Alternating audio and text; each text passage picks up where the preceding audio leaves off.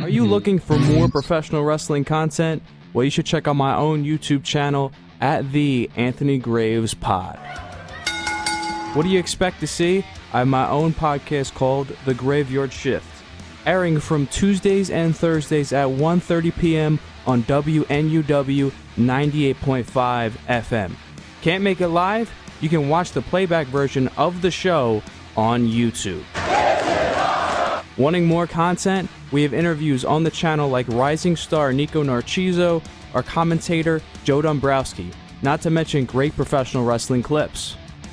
Still wanting more content? We go live on YouTube every Friday for a gaming stream at 11:30 p.m. Eastern and talk pro wrestling while interacting with you, the audience.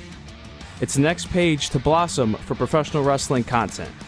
Be a part of the Graveyard Shift podcast.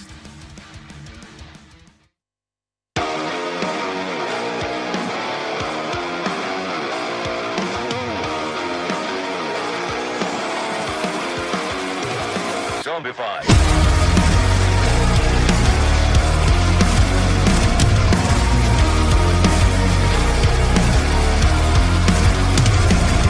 The monsters are living under your bed, 'cause they are the voices in your head.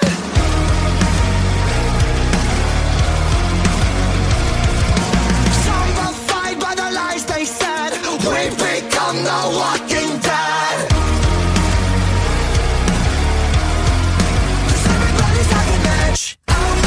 Never let go of something you said 10 years ago. They're canceling you, and they won't stop till everybody's zombified.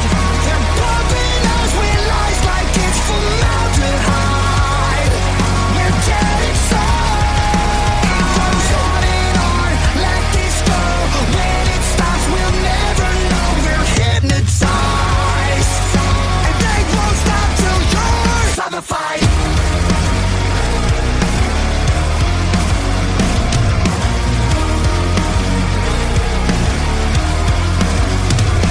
You better shut your mouth and bite your tongue, 'cause you don't wanna piss off anyone.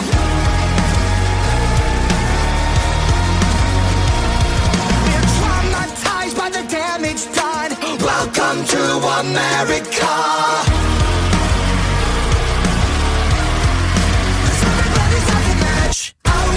They'll never let go of something you said 10 years ago. They're canceling you, and they won't stop till everybody's zombified. They're pumping us with lies like it's formaldehyde. We're getting sick. It goes on and on. Let this go. When it stops, we'll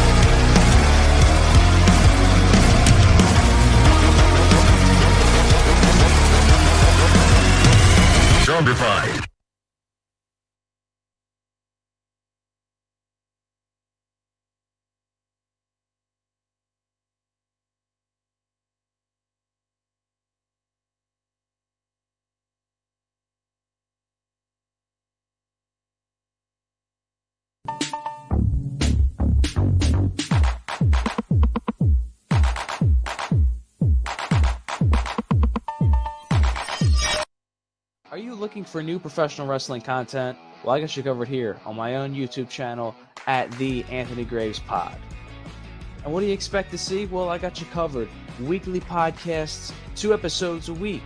You'll also get professional wrestling interviews. And you'll also get updates on news and rumors. Not to mention Graveyard Shift extras, including live streams and interactions with the live audience. So what are you waiting for? Hit that subscribe button and join the Graveyard Shift podcast.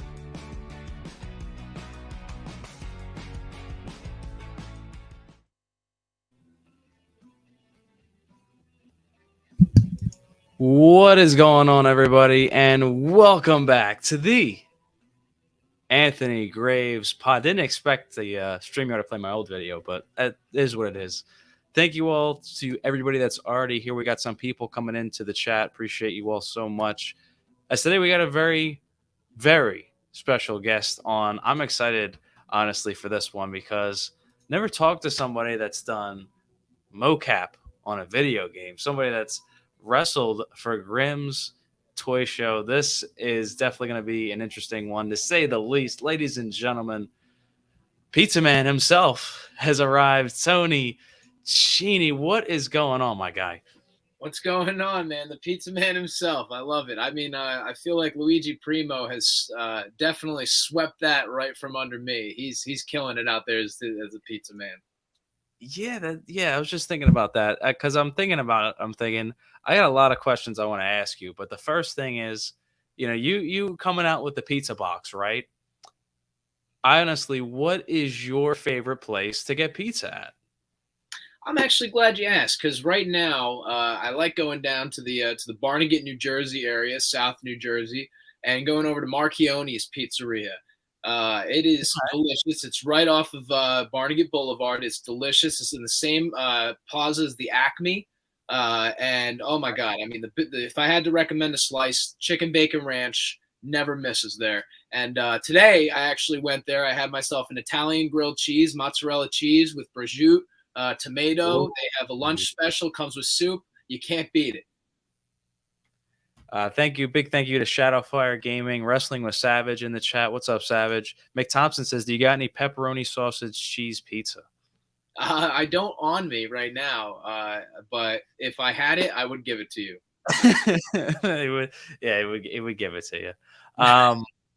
Honestly, big fan of your stuff. We actually met at Icons of Wrestling. I want to say, was it December, right? Yes, sir. Yes. Yeah, I was basically giving everybody my sales pitch, and you're like, "Hey, man, that's really cool, but I'm actually a wrestler." I was like, "I've seen you before on GTS," and I was just like, I was like a robot that day. So apologies for loved it. I loved, that's what draws me, dude. I love the sales pitch, man. That's such a big thing, is to be able to collectively tell somebody what you do. And tell somebody with passion, to show them that you care about it, to show them that you want it to grow. That's what I saw out of you that day. So that's why I'm here, dude. I appreciate that a lot. And the other thing, we'll talk about JCS, I guess, in a little bit, but I've never talked to somebody that actually has done mocap for a video game. I've basically been playing video games my whole life, but I gotta say, I've never. I don't know if I'll ever experience this, but you literally are in a wrestling video game. Like, walk me through, like, what is that feeling knowing, like, maybe I'm playing, these games for, X amount of time and I'm actually in one. That has to be just a crazy feeling. Well, man, it all started right here with this wrestling video game. That's legendary. It all started, for me at least, at Here Comes the Pain. I know a lot of people, they have their own thing. Some people started at pro wrestling for the NES with Starman and all that. Some people started on this Nintendo 64 with No Mercy and, awesome games like WrestleMania 2000, NWO, WCW Revenge. I started right here. 2004 is when I started watching wrestling. It was January 2004. I found this on the shelf. Obviously, I just started learning about wrestling, and I was like, wrestling in a video game, that kind of sounds stupid. I guess I'll try it. lo and behold, this whole shelf is filled with wrestling video games right now. I love wrestling video games. And the cool part about this, if I could tell a quick story, is that I remember the first match that I picked was me as the Ultimate Warrior. I'm sorry, the Ultimo Dragon. Excuse me, the Ultimo Dragon. And I faced Eric Bischoff. And what happened was I honestly, like, I was still learning about wrestling, so I didn't know who either of them were. And what I did was I picked the coolest looking character in the video game, Ultimo Dragon. He was, I mean, if you look at him, like, if you don't know anything about wrestling and you look at all those characters, he is very presentable, very cool looking. There's something about him. Then I picked the wimpiest looking guy, and that just, I mean, Eric Bischoff's sitting there. He doesn't look like a wrestler there, and I didn't know any better. So I was like, yeah, I'll beat this guy up. Over and over again, I played this match over and over again. And then all these years later, the Ultimo Dragon is going to be a part of the wrestling code, and I got to do the motion capture with him, take his moves, be in the ring with him, do, like, you know, with the suit and everything. And I'm not even going to lie to you, I cried afterwards. It was one of the most incredible moments of my life, to be able to have that full circle moment from that game to now working on the wrestling code, which is, you know, I'm very excited for it. And let's talk about that for a little bit, because honestly, when I heard that this game was announced, because before this, when the game was announced, I don't believe AEW Fight Forever was announced. So I was finally like, yes, like, no disrespect to WWE games, but having competition in this genre, I mean, in any genre really, like, of any game, really helps. Like, actually, you know, it reinvents things. People think of, oh, well, you know, let's add this to the game. Let's reinvent things. And honestly, when I looked, like, I follow the wrestling code, I see all the news about, like, I know last year was really heavy on roster signings, and now it's really about, you know, the deep mocap stuff. What can you kind of really, I don't want to get too much into it because I don't know how much you can reveal, but from your perspective, how passionate are they about this game, and in what ways is the wrestling code going to kind of bring back that kind of maybe old school style with new stuff as well?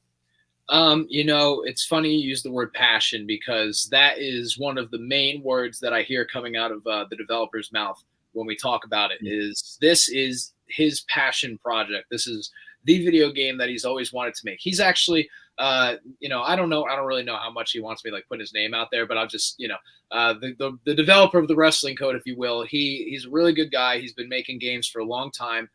Virtual Basement, you know, also has some other games out there. One of them being Mean Green's Plastic Warfare, you know, that has, like, DLC from the wrestling code. Like, you could play as RVD in it, and I believe Kurt Angle's a skin that you could pick, and it's like little army men. But anyway, regardless, through all these other video games that he'd done, he's also worked on Ark Survival. I know that's a popular game, Yes. but he always wanted to do a wrestling video game. He always loved wrestling video games, and when he started doing this, it's not just passion, but it's a lot of ambition that goes into this. Because one thing about the WWE games, and I'm not trying to knock on them either, because, I mean, like I said, I have them all here. You know, I buy them, I play them. No knock on them, but what they do is, for their motion capture, is they hire, you know, let's just say they hire me and one other person. They're going to hire us. We're going to go there. We're going to do everything, you know, and then that's it. You know what I mean? It's probably not going to take a day, I'm sure, because there's a lot to go through. But still, it's going to be kind of two people that are set to do everything, and that's it. With the rest, I don't know how AEW did their motion capture, so I can't speak on that. But with the wrestling code, one thing that we really pride ourselves on is that everybody's genuine. When you're holding the controller in your hand, you're holding Rob Van Dam in your hand. You're holding Kurt Angle in your hand. There's certain people who, you know, obviously can't do their own motion capture for whatever reason. Maybe they've obviously, you know, they've passed away, unfortunately, or maybe they're just, you know, they're not doing in-ring work anymore. They're retired from the ring, which is fine. But in that case, we've been trying to get as much, number one, study on their film to make sure that we do everything, you know, perfect to a T. And then on top of the studying, it's really like getting approval. So, like, for instance, I did some motion capture for some of Raven's moves in the game. And so everything that I did was sent and, you know, approved. And same thing with, you know, like I even did the Sandman, and like, you know, I'm sure you saw the video with me getting beat up with the Sandman at the end. I actually essentially beat myself up in that video because I was playing the part of the Sandman as well. That's awesome. Even my buddy said that he thought they got the Sandman to do it. So it took a lot, and which is flattering to me. And I took a lot of studying, and I've always been a fan of the Sandman. Watched a lot of his work, but I studied his movements. I studied his motions, the way that he walks, the way that he stands, the way that he smokes a cigarette, the way that he undoes his beer. I mean, everything. You know what I mean? I wanted to make sure that it was perfect.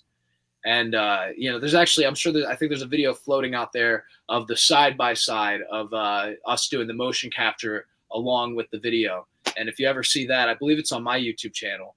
It's really cool to see.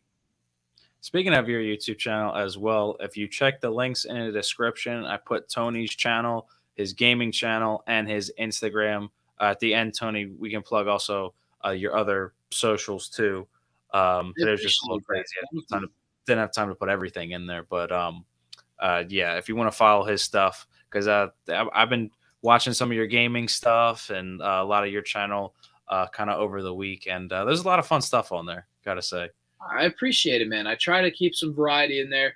The gaming channel, I only filmed one video so far, and then I had to move at that time, so things kind of changed and everything. But as you could see, I'm developing another wall, another backdrop, if you will. So I do want to start putting out more gaming content, especially moving closer to the Wrestling Code coming out. There's no official date, I'll just say that right now. There's nothing like that.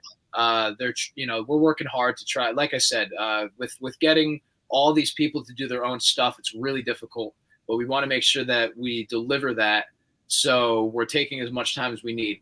One thing that actually I noticed, being a part of this video game stuff, I noticed that with the AEW game, they announced it, and now everybody just wants it, like right away. It was like people couldn't. Yeah. And the problem with that is that you have to, if you give them the time to really develop this game and put everything into it to make it the best game possible, you're going to get a great product. And you had to wait for it, but you're going to get a great product. But now that everybody pushes, now everybody needs that game right away. Now, Grand Theft Auto 6, we need it now. Red Dead Redemption re-release, yes, we need it now. You don't want it right now, because if you got it right now, it wouldn't be a finished product. And that's what people think, that just like I don't know what they think. I guess they think that we're like holding on to it. Like, no, you can't have it until we say. But it's not finished. I mean, that's just how it is. And then now these games even come out unfinished because people pressure people to get them out. So they come out unfinished, and then you have to wait for update after update before it even becomes playable. Yeah, I think that's a big problem right now with gaming. All around the board, not even just wrestling. Like I've tried to play Fight Forever. I like the gameplay a lot. It's very fun. I can't play Road to Elite. It keeps crashing. Yeah, I didn't even get to Road to Elite yet, because I actually, admittedly, tried to do 100 exhibition matches to unlock Owen Hart, and I did it. I got to 100 things, and I got the what's it called, the achievement that says King of Hearts, and then he wasn't available in my shop. So AEW, if you're watching this, I want my Owen Hart in my shop. I got enough cash in there. I got enough AEW cash in there. I could unlock him. But where is he? You gotta pop him up for me, man. I'm excited to play as him. The funny thing is that that you mentioned AEW real quick. AEW actually was in the chat. This was about March, April. I was reporting on Punk stuff. This was before they even announced anything, and they came in and waved in the chat, and that was it. So who knows? Maybe they'll pop up. I hope so. And they better unlock my Owen Hart if they do pop up. Yeah, definitely. Mick Thompson says, "What is your favorite professional wrestler?" I feel like it's a fair question, because I think honestly for me, wrestling, because I was born in 2002, but I really watched a lot of the old stuff. I love 2002 to 2005, 6-ish. I love that era of wrestling. So who kind of stood out to you as your favorites growing up? Man, well, my all-time favorite when I was a kid was Eddie Guerrero. And that, now looking back as a wrestler, as somebody in the business who understands business sense-wise, WWE made me love Eddie Guerrero. Because when I started watching was, like I said, January 2004. And he won the title the next month. from Brock Lesnar. So I started watching right when Eddie Guerrero was getting built up, beats the biggest guy on the roster, beats the guy on the cover of the game I just bought. You know what I mean? Exactly. And now, so now he's the man, and obviously his charisma, his athleticism, he had it all in the ring. He had it all on the mic. He had it all, the fans had like this natural connection to him where they all loved him. And he was one of those rare people that can cheat in his match as a babyface or as a heel, and the fans will either get behind it or they'll boo it, depending on how he does it, which is incredible. I mean, looking back, he's such a skilled professional wrestler. But other than him, I'd say The Undertaker was one of the ones that stood out to me. I never thought anybody could beat The Undertaker. I was devastated when the Great Khali debuted and gave him a chop, and I was like, how could anybody do this to The Undertaker? But Yeah. I mean, all that, and like I always loved the really obscure guys like Rene Dupree and Kenzo Suzuki, and just people, Eugene, people that like that not everybody remembers all the time. You know what I mean? That those people, like, those were those background characters in the TV show that you always remember. You know what I mean? Yeah, believe it or not, about almost 2 months now, I had Snitsky on the show, and we were That's talking another about one right there. That's a perfect that example. wrestling. Yeah. That Rene Dupree, just Paul London, just all them guys. Yeah, dude. Billy Kidman. I loved Billy Kidman. Oh, I forgot. Yeah, Billy Kidman wasn't around that. Billy Kidman was so good, man. Oh my God. Shooting Star Press, yeah. Going back to that kind of era of wrestling, because I'm not gonna say everything was perfect in it, but that was just like my favorite, fandom of it. I'm assuming because you said Eddie and Taker, kind of watching their stuff nowadays, and when you were a kid, how do you think that really influenced like your career and kind of what you do right now in professional wrestling? Oh, to answer that question, I really think that they taught me, looking back at what their stuff, that, like I was saying before, connecting with the crowd is one of the most important things in professional wrestling. If you want to be marketable, if you want to, make money, or if you want to just have people remember you, you have to have some sort of connection with the crowd. I can go out there easily and I can, do 3 Canadian destroyers and find the highest, balcony that I can jump off of. And and you know what? And I'm not knocking people who do it, because some people, they do it in a way that people do remember them for doing it, like Sabu. Yeah. Or if you want to mention a newer name, Joey Janela. He's Right. well known for that kind of stuff, but can go out there and execute. And you remember Joey Janela because he has something that other people don't, that he can connect with those fans. Joey Janela is really good with that. Joey Janela always has the fans in the palm of his hands. Nick Gage is another guy that he doesn't like do the balcony spot stuff, but he does some crazy stuff. But how awesome is his connection with the fans? The fans love Nick Gage. You know what I mean? And so that was really what I was taught, by watching like people like The Undertaker and Eddie Guerrero, was that if you can get the fans to react to what you're doing, whether that be good or bad, that's the most important part about wrestling, because that's who's watching. Yeah, I definitely, I can definitely see your point with that. Like, kind of having that connection is definitely important. And kind of like, when did you really get into wrestling? When did you kind of figure out, like, I want to take bumps. Like, I want to go out there and actually be a professional wrestler. When did that kind of come in for you? When I was a kid, I always wanted to be a wrestler, but like when I was a kid, also there was like a time where it wasn't cool. Maybe just where I lived, you know what I mean? Because I know that some places, everybody loved wrestling, but like where I lived specifically, like I kind of lived in like North Jersey at the time. Like I moved around a lot, but like when I was like a teenager liking wrestling, like I was in like North Jersey, and like not a lot of people liked it, so I kind of like, I didn't have any wrestling shirts. I listened to a lot of music, did that, but I still loved watching wrestling and wanted to be a wrestler, but just didn't really tell anybody about it. But then, even out of high school, I still kind of just put that to the side, but I ended up meeting Big Al, went by 911 in ECW. Okay. And I just met him by chance. He just lived near me when I moved to South Jersey. He lived near me somewhere, and I just saw him at a bar doing karaoke, and just started talking to him and became friendly with him. And eventually, he opened up a school, and he, talked to me about it and wanted me to come, obviously, because he knew that I was a fan and that I wanted to do it. And that was the first time where I was really like, maybe I can do this. You know what I mean? Like maybe I could actually do this. Cause I did, like, when I was like about 17, 18, I reached out to a few places and I tried to see what I could do, but I didn't have the funds. I didn't have the transportation, you know what I mean? And I just didn't have, like, I guess I didn't know. I just didn't know how to go about it. You know what I mean? But Big Al and his family, Big Vin, who wrestles for GCW, they both really took me under their wing and made me believe in myself. You know what I'm saying?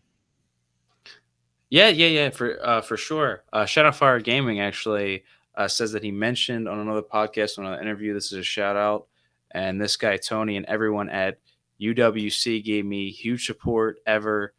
Tony and everyone from UWC inspired me a lot. I appreciate that. I definitely appreciate that. That's one of those things, like I said, about the fans, connecting with the fans. If I can make a connection and inspire somebody, I always say I'm no Hulk Hogan. You know what I mean? I don't know if that's an outdated, reference. Like, I'm just, you know what I mean? I'm not John Cena. I'm not, like, I understand that. But if I can make a connection with even just the smallest amount of people and influence them, I was at Walmart the other day, and somebody came up to me. I was with another former, GTS wrestler, and we were just there, just looking at stuff. And somebody came up to us and just, it was like, oh man, they never have any elites. You know what I mean? I was like, oh yeah, just started talking. And then he recognized us, and he said that he wanted to be a wrestler someday, and that we inspired him. And that's a really cool thing. That's a really awesome thing to have. It's a lot of pressure on you too, because you want to be able to say the right thing to that person. But I just always try to, be the best example for anybody that watches what I do. And Jason, welcome to the chat. I think you're a first-time viewer. Appreciate you coming in. He says, "Oh my God, is that GTS legend Tony Chini?" Which I think is a perfect segue. Meeting Grim, also, I've had the privilege to meet him a couple times. Great guy, always. Before I even started doing this, still in high school, I think it was the chamber before COVID. He went there, and I got on his vlog. And he was like, "Yeah, you guys definitely made it in," because I just saw him video. I'm like, "Yo, it's Grim," and he was really cool, nice to me. If I seen him at conventions and stuff, he's awesome. How did you kind of get into GTS wrestling? Because honestly, it kind of feels like it's like that. It's like it's like YouTube professional wrestling. It's fun though. There's a lot of fun stuff to come from that place. I feel like. Man, dude, it's crazy to think about, looking back. And when I first joined GTS, they were in the warehouse at the time. So, the stigma, I guess, was gone at the time of being a backyard wrestling company. And it was more looked at as a YouTube show, like you just said, which was awesome. And I had been fortunate enough to already get, training through Big Al and Big Vin.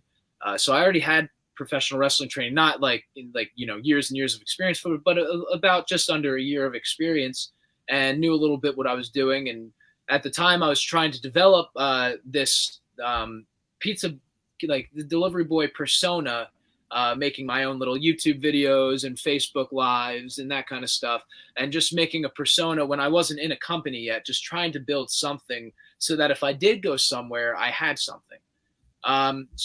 Strangely enough, Dalton reached out to me, and he just noticed that I was local to him, and he didn't know who I was or anything. He just asked me, just basically what I was doing.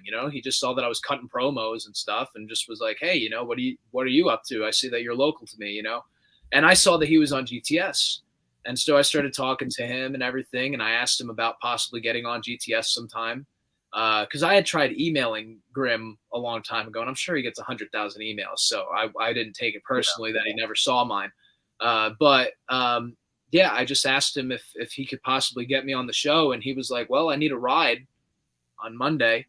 And I was like, "Well, dude, I'm your ride." And I found out I lived 5 minutes from him. And I just picked him up. We got pulled over on the way and everything because I didn't even know where I was going. I was probably switching lane. I don't even remember, but it was just like he didn't even know the address, so he was trying to tell me direction. It was crazy. But anyway, regardless, we got there. Grim was very welcoming, and I told him that I already had some training, so he had me get in the ring and show him what I knew. And I showed him that I had, a pizza box with me, and I had a character already, which helps a lot. When you go to Grim, sometimes if you don't have anything to work with, he's just going to throw something on you. You know what I mean? Which is not a bad thing. It's just, it is what it is. When you're a YouTube show, sometimes you got to be Slender Man, or sometimes you got to be the Booger, or whatever it is. You know what I mean? Yeah. But regardless, I had something already. So he was like, all right, well, you're going to wrestle me for the Intercontinental Championship. And that was my first match ever, because I had just been training, and anything close to a match I'd ever had was only within training. So now we're filming this for this YouTube show. And I had asked, I talked to my trainer, I talked to Big Vin, and just told him, that I was going to be doing this, asked him if he had any advice. And he gave me great advice. He told me to just stick with what I knew and not do anything I don't know. And if I'm not comfortable with something, be honest. And that's, advice that I could offer to anybody else just aspiring to do this. And it worked. I went out there. I did a lot of character work. I, did a couple bumps, and Grim put me through a table. I was terrified. And, after that, it was just, the rest is history, man. Just kept showing up. Yeah, that's an awesome story, honestly, man. Thank you. It's been put through a table. Yeah, and kind of I see some comments in the chat. Tell me a little bit about UWC for anybody that doesn't really know the promotion that well, and kind of like your role with the company. Yeah, I love UWC. I call UWC kind of home base because I've been there since I started wrestling, 2018, and I heard about them. I was already wrestling with Grims, and a couple of the guys from Grims were already doing UWC, so I started hearing about it, and I knew that the promoter there had watched GTS before, so I was like, oh, maybe I have a shot. So I just went there just on a whim, just to see if I could help out with anything. And you never want to just be there and say, hey, I'm a wrestler, please. You want to try to just offer your hand and be as helpful as you can. So I went there, and and luckily already knew who I was from GTS, which was one of the first times I realized what I was doing. I didn't realize how big the show was. At the time, it was right before they hit 1 million subscribers. So I had just went on there, and then we got the 1 million subscribers, and they sent the play button and everything. We all got to see it. And, but anyway, regardless, what was I just, wow, my goodness. I just totally got off track. What was oh yeah, UWC. So UWC, yeah, I went there because of all the other guys. I apologize. I went there because of all the other guys. They showed me. They ended up giving me a shot that night. And again, the kind of the rest was history. I did my best. I did the delivery boy gimmick, and this was a really cool thing. Was I realized that delivery boy gimmick could really connect with the fans because like when I went out there, you're a pizza delivery boy. That's something that the fans could say, oh, look at that. That's something that I can relate to. That's, that guy has a 9 to 5, that's a relatable thing that I can look at and say, wow. And after my match, it was intermission, and I went out there, just to say hi to people if they wanted to. I didn't know, I'm nothing. And these kids loved the pizza. They wanted, the 8x10s, everything. And I didn't have any of it because I didn't know, you know what I mean? I just was like, oh, I'll have it next time. And, and the next time I went, I had 8x10 stickers, buttons, everything. You know what I mean? It's awesome, man. I mean, you always want to. UWC is one of those places that it's great for the kids. It's great for the family. It's the kids' first wrestling show. That's the best way to put it.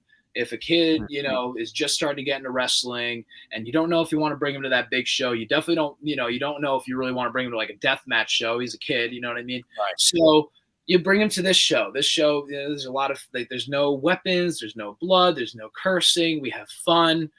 There's gimmicks. We have me. I was the delivery boy. We have the Blue Knight.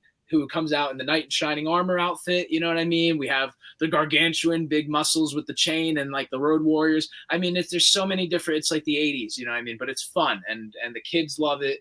And I've been working there, like I said, since 2018, and I'm currently the heavyweight champion with them, which I Nice. be prouder of. Nice. That's congrats on that too. Thank you. Heavyweight champion there. Mick Thompson has another question here. He says, Tony, would you wrestle for WWE? I'm going to restructure it a little bit. What goals do you really have, like for the business at least? Because I feel like I feel like a lot of people definitely want to make it to WWE. But honestly, like I try to ask this to everybody because I feel like everybody kind of has a different. They have a different mindset of wrestling, and they also have certain things they want to achieve. And you've achieved already so much great stuff. Just seeing, everything you've done so far, what kind of do you want to kind of add to that resume? Yeah, I mean, Mick Thompson, I'd love to wrestle for WWE, but like as far as my goals for professional wrestling, which is a great, reiteration of that question, I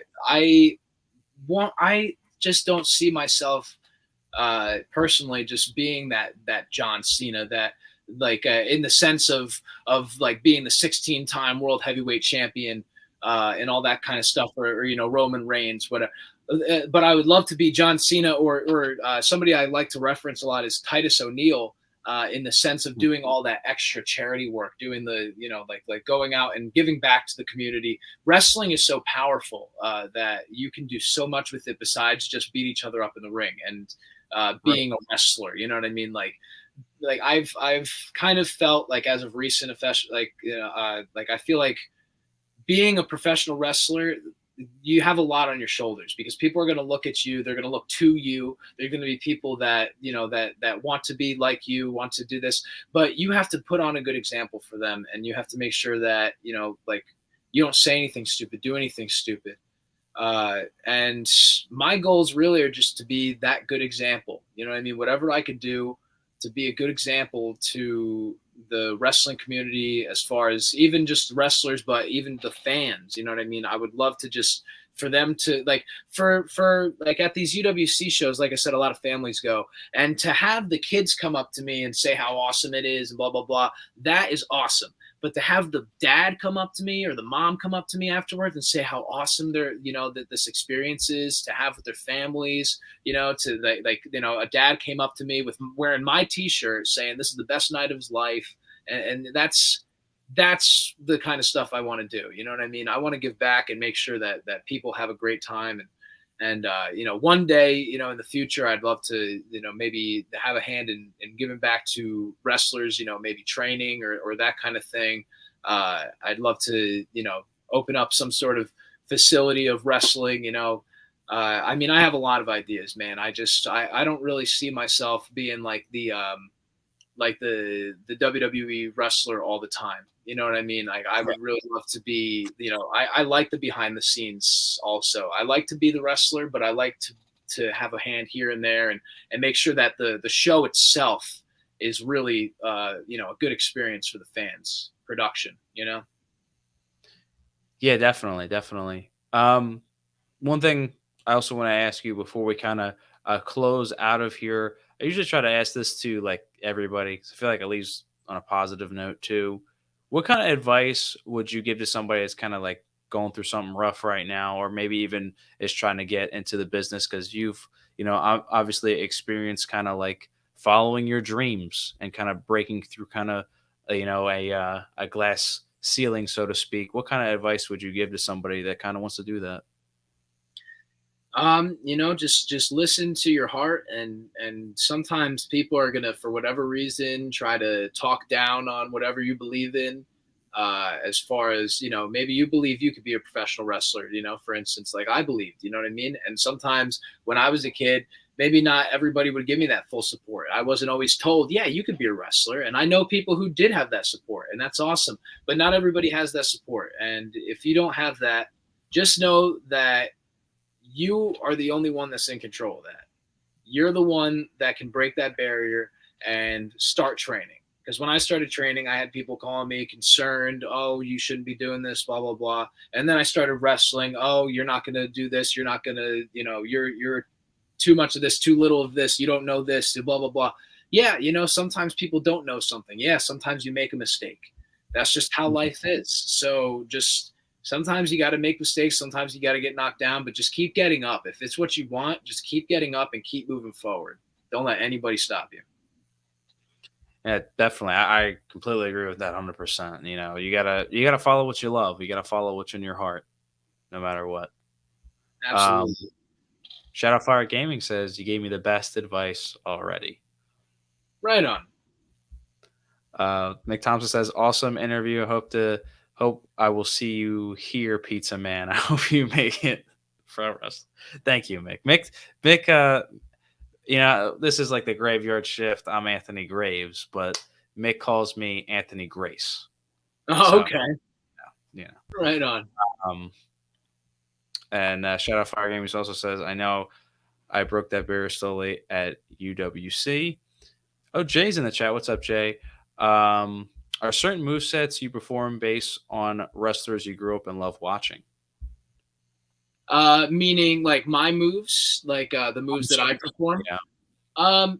I mean, I guess, you know what I mean? I've at first, when I first started wrestling, like I had a whole different idea of what my move set was going to be. You know what I mean? If before I actually started wrestling, if you look at my create a character on a wrestling game, I probably don't do a lot of those moves. You know what I'm saying? But it was more or less, I kind of came to a realization that I'm a certain size, I'm a certain stature, and a lot of the people I wrestle are certain size and statures, and I have to just mesh that well with whoever I'm working with. So I'm not one to really worry much about moves. I have a lot of set moves, like my scissors kick that I use. That one, I loved Booker T growing up, but that one I use for my trainer, Big Vin, who also does a scissors kick and does a really good one for being like a 300-pound man who's 6'5", you know what I mean? So I, always was enamored by that and want to do my own scissors kick. And then my finisher is what I call the finito, but it's a Death Valley driver. And I always loved John Cena when I was a kid. So I guess you could say there's a little bit of influence there. Okay. Yeah. What is up, Jay? This will be the last question, I promise. No, I'm here, man. As many questions as you got. He asks, because you said Undertaker. Oh, by the way, my personal favorites too, Undertaker and RVD, are top two. So, and he's asking, what is your favorite Undertaker moment? Right on. The Undertaker. Oh my God, man. So many awesome moments. I mean, he would come out for WrestleMania and like I would have chills, you know what I mean? And I wouldn't, like, I'm not even in the live crowd. I'm in my living room, and I would have legitimate chills down my body. Just him entering for WrestleMania. And it's funny because the moment that just keeps playing in my head to answer this question is when he lost at WrestleMania for the first time to Brock Lesnar. I don't know if I could say it's my favorite Undertaker moment because I was almost in tears in a hotel room in Atlantic City with my ex-girlfriend. And which she didn't want me probably watching WrestleMania, if we're there, but I was watching WrestleMania. I was not missing the Undertaker's match. When he lost, that was huge. I mean, that was just one of those moments that you just won't forget. You know what I mean?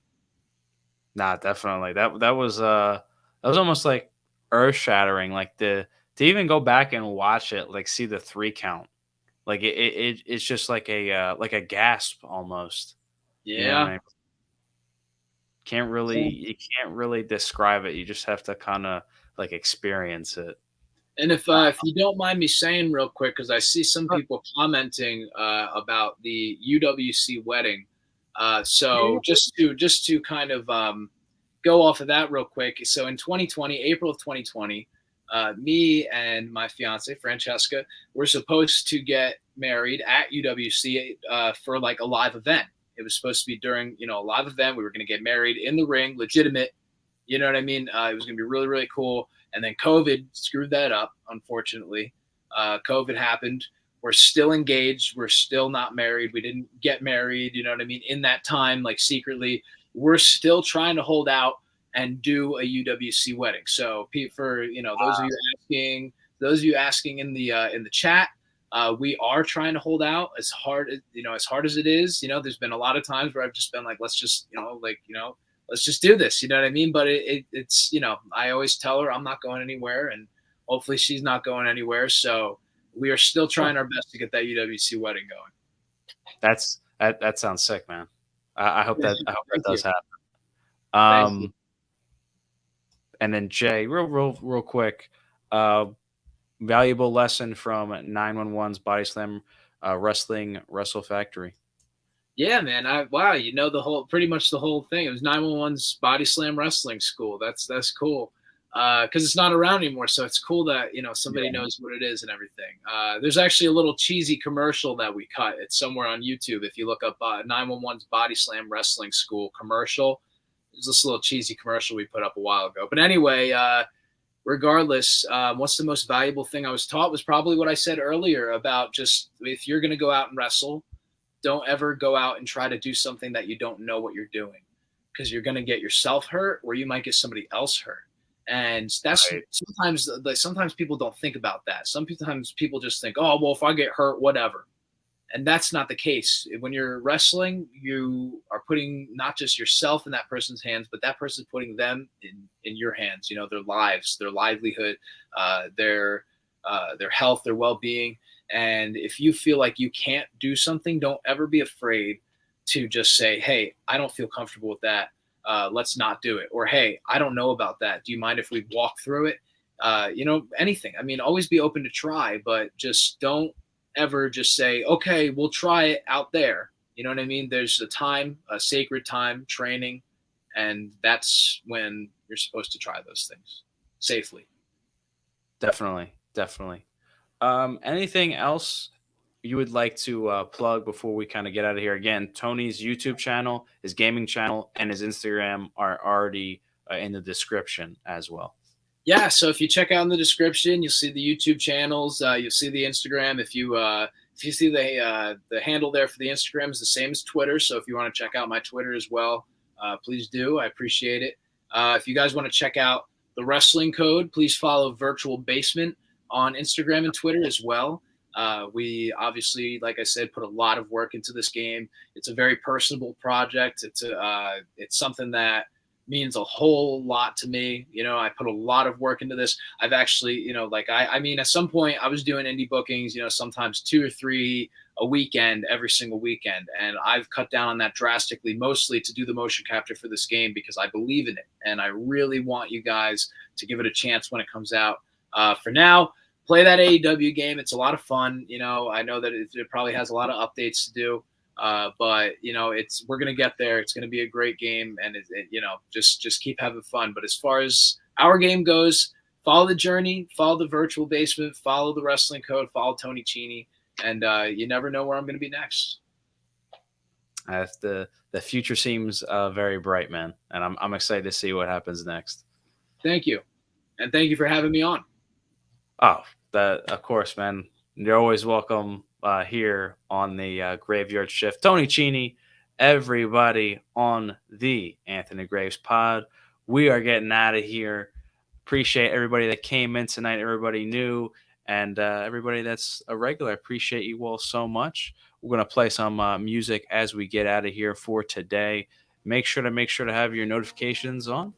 And if you've not already liked this video, hit the like button as well. If you're new, hit that subscribe button, and I will see you all very soon right here on the Anthony Graves Pod.